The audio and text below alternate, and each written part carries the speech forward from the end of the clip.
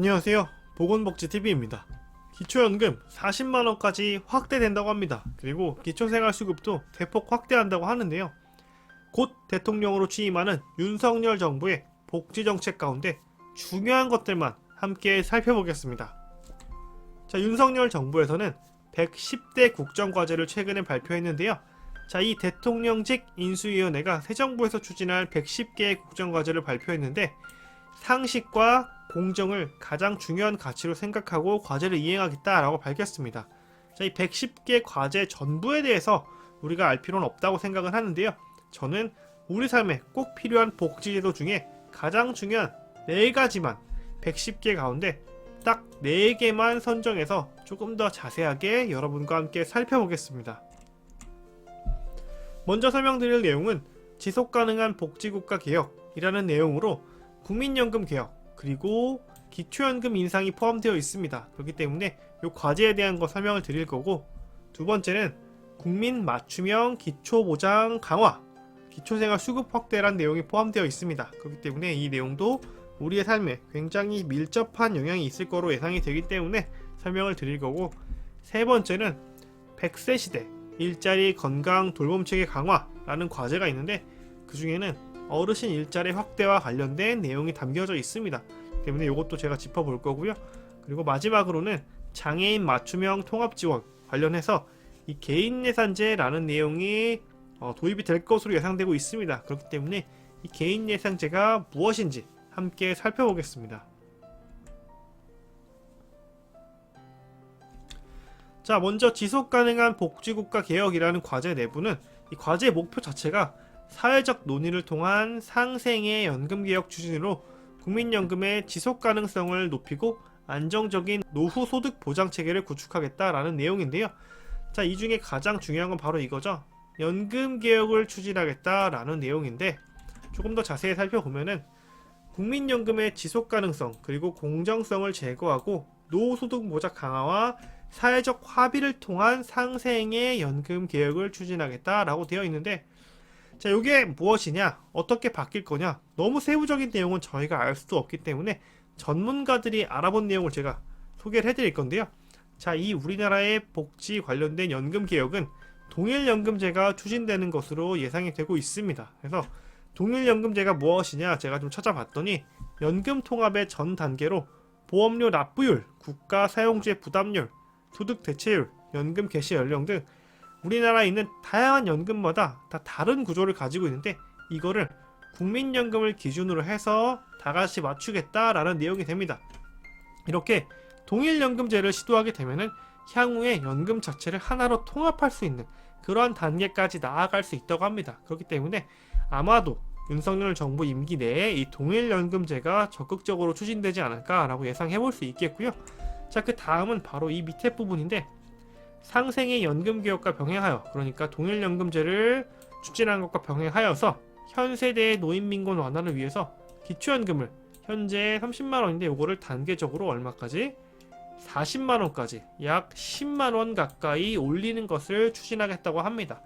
자, 제가 현 세대의 노인민원 문제를 여러 번 말씀드렸는데, 자, 우리나라 노인분들 OECD 중에서도 노인빈곤율이 굉장히 높은 세대 중에 하나입니다. 그렇기 때문에 이 노인 세대의 빈곤 완화가 사실 사회적으로 굉장히 중요한 문제인데, 이번 윤석열 정부에서는 이러한 부분들을 생각하면서 기초연금을 40만원까지 올리겠다라고 이야기하고 있습니다. 그렇기 때문에 현재 기초연금을 받으시는 분들 혹은 받게 되실 분들은 이 내용도 기대해 보시면 좋지 않을까 생각이 됩니다.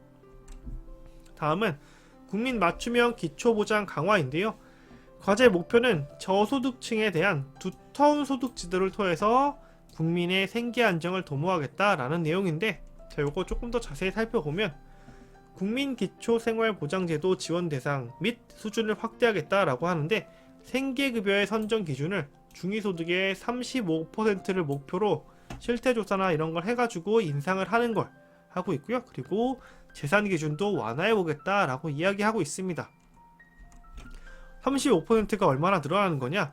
자, 여기 국민기초생활보장제도의 급여 종류별 부양의무자 기준이 아니라 선정 기준을 제가 가지고 왔는데요. 자, 앞서서 선정 기준을 요거를 35%까지 올리겠다고 얘기했죠. 그렇기 때문에 약 5% 정도가 늘어나는 건데, 사실 이 5%가 늘어나더라도 굉장히 많은 분들이 관련된 내용으로 지원을 받으실 수 있을 거라고 생각을 합니다. 자, 그리고 재산과 관련된 기준들도 대폭 완화된다고 하니까요. 더 많은 분들께서 경제가 어렵고 내 생활이 당장 어려운 분들이 기초생활보장제도의 어떠한 수급권, 그런 제도 내로 들어오실 수 있지 않을까라고 예상해 볼 수 있겠습니다. 자, 그뿐만이 아니라 이 위기 대응 지원도 강화하겠다라고 하는데요. 사실 우리가 살다 보면은 갑작스러운 위기를 통해서 경제적으로 어려움을 겪는 경우들이 생깁니다.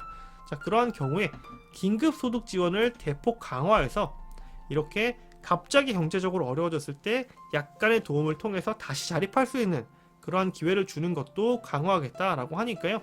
자, 이런 내용도 알아두신다면은 향후에 내가 정말 갑작스럽게 경제적으로 어려운 상황이 왔을 때 내용으로 지원을 받고 다시 자립할 수 있는 기회를 받으실 수 있을 것으로 예상이 됩니다.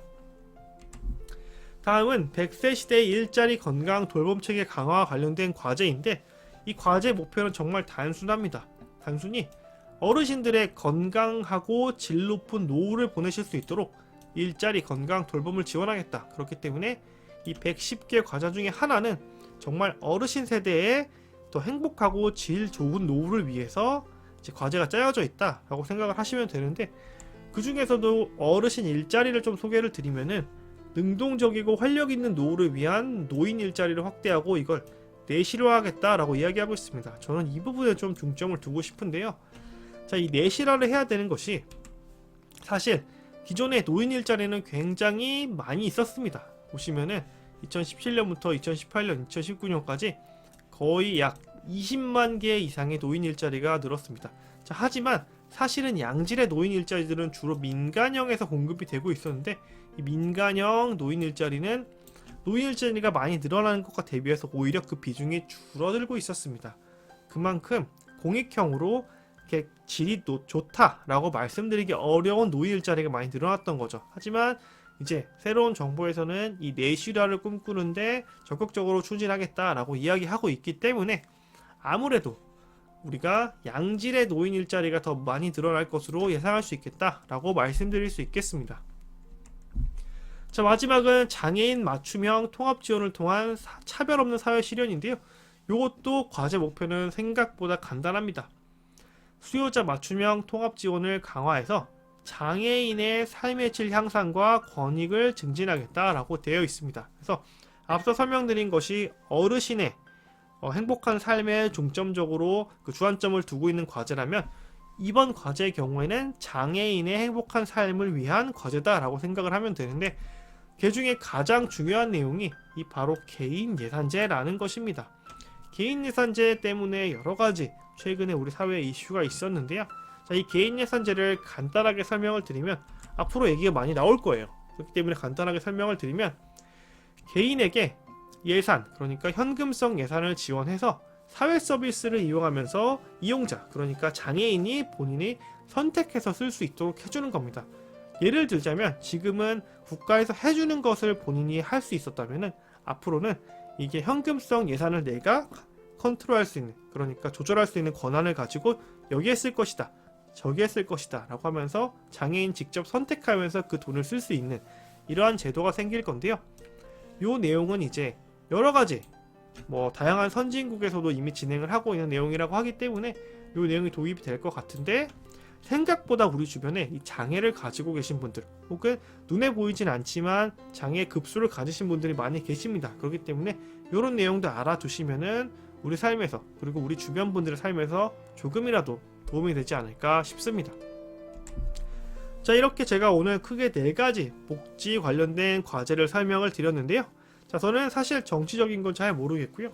앞으로 5년 동안 우리의 삶이 더 나아지는 그러한 시간을 기대해 보겠습니다. 오늘 영상은 여기까지고요.